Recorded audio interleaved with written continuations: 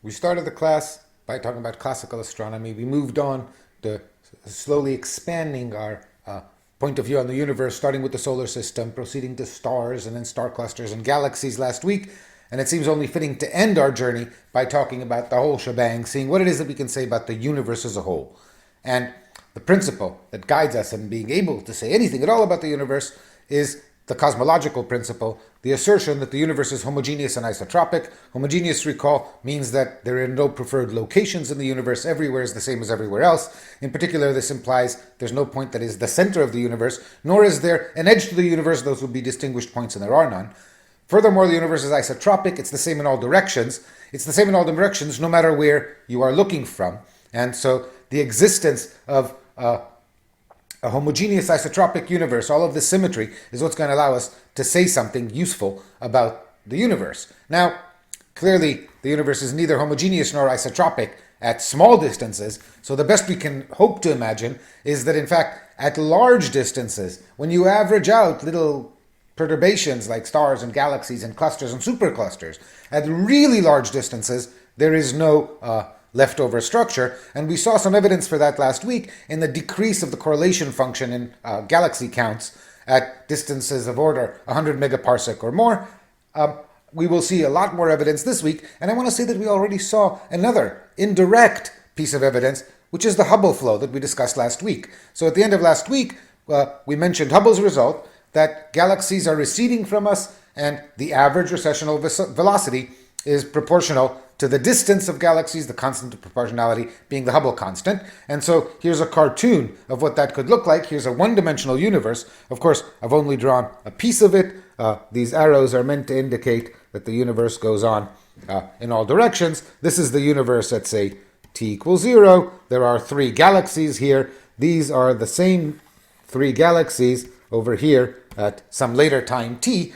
And we can label them. We'll label this galaxy number 1, 0, 1, minus 1. And if I wasn't so stingy, I would have added galaxy number 2 over here and galaxy number minus 2 over here. And what we see is that the farther a galaxy is from galaxy 0, the faster its motion. The velocities of these galaxies are attempting to represent the Hubble law. And in particular, I'm going to erase all my figures when I move on, but here we go.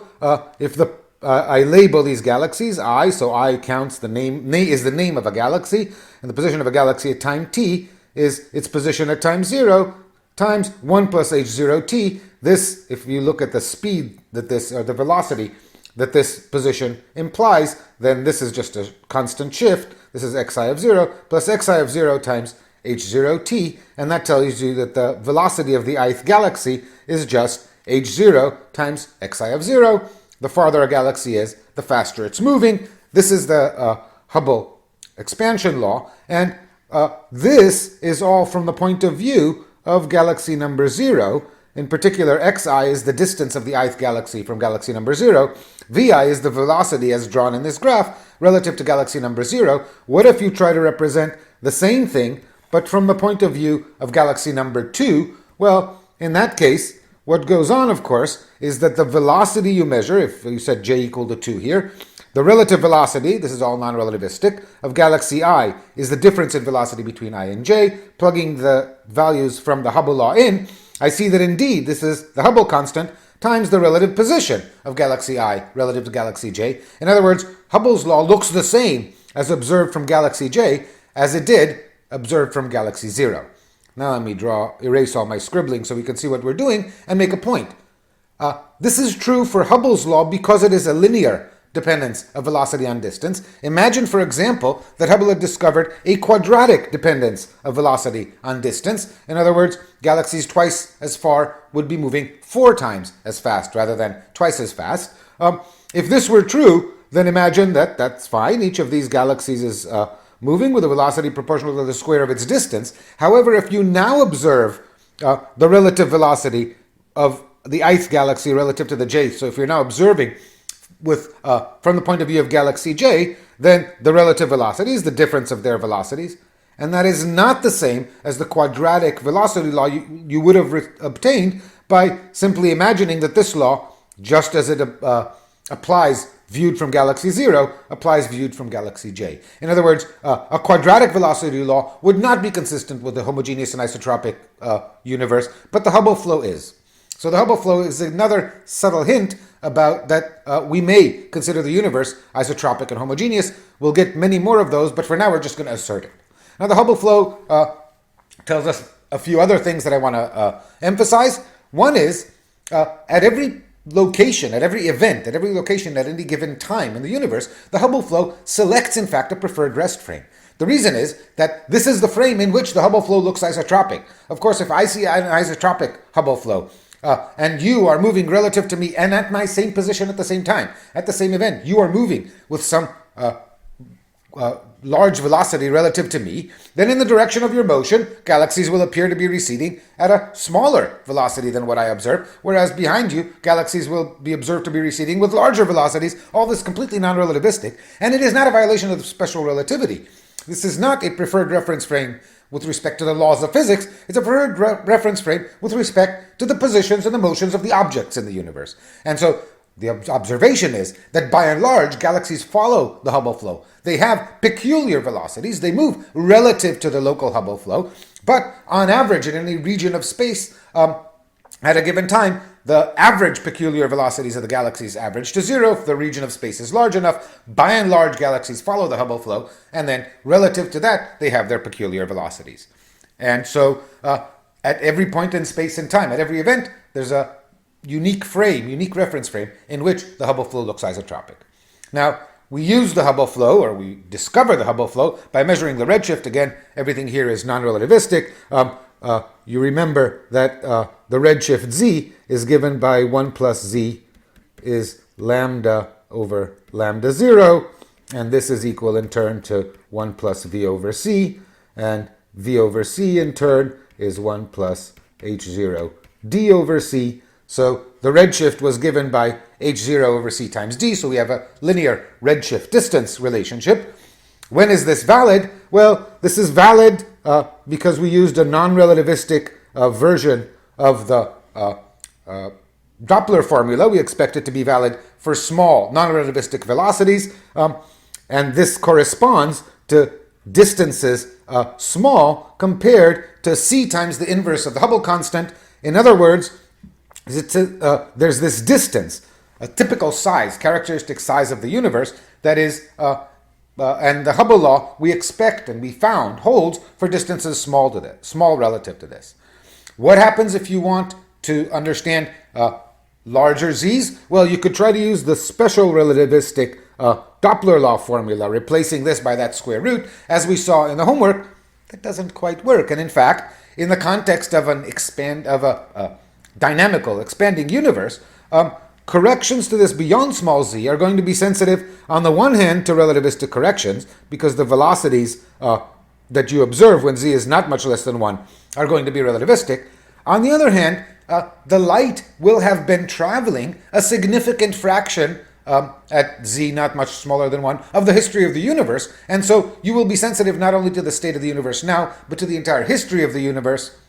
And in particular, if you try to extend an expression like this to distances d that are not small, relative to the amount of the distance that light would have traveled in the age of the universe, then when you're talking about objects that are that far away, the definition of distance becomes ambiguous. What do you mean by distance? You can't go around laying a ruler from one galaxy on one side of the universe to a galaxy on the other side of the universe, because if those galaxies are moving, then by the time you finish laying your ruler, they will not be where they were when you started. So even understanding what we mean by distance will become ambiguous, and because of all of these, we would be very surprised to find that the special relativistic expression for Doppler shift inserted into this would give an actual correct interpretation, and understanding the redshift distance relation will tell us, in fact, a lot about what goes on in the universe.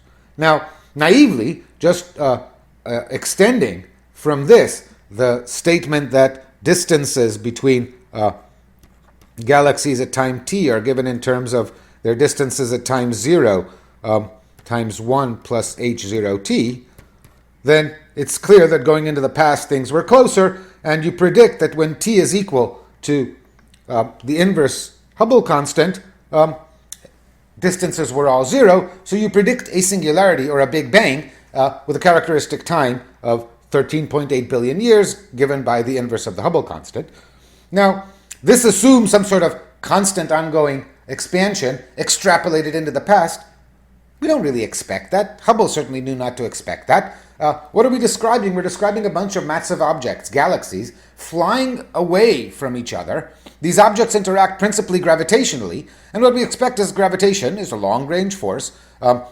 These galaxies are distant, but there's a lot of them, and we expect that these galaxies flying apart will be slowed down by gravitational interactions. Sure, I can make something fly away from a massive object by giving it the correct initial conditions, like I can throw a rubber ball in the air, but eventually gravity will slow it down, and the question is, if I throw it fast enough, it has the escape velocity, it'll slow down but keep receding. If I throw it with less than the escape velocity, it'll slow down, stop, and return.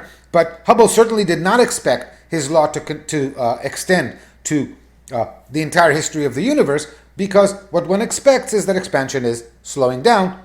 This is a very reasonable expectation given our understanding of gravity. Now, just this bit of the picture, as a first tidbit from this week, is going to give us the resolution to Olber's paradox that has followed us for a few weeks. And the resolution is precisely the one that Edgar Allan Poe intuited so many years ago. In a universe whose age is finite, the sky is dark even if the universe is infinite, and even if it's filled with a homogeneous distribution of stars. There are stars that are so far away that light from them has not yet had time to reach us, and in fact, if the universe is infinite, almost all of it is too far away for us to have seen yet. In fact, we only see a finite distance out into the universe because light has only had a finite amount of time to travel from there to here.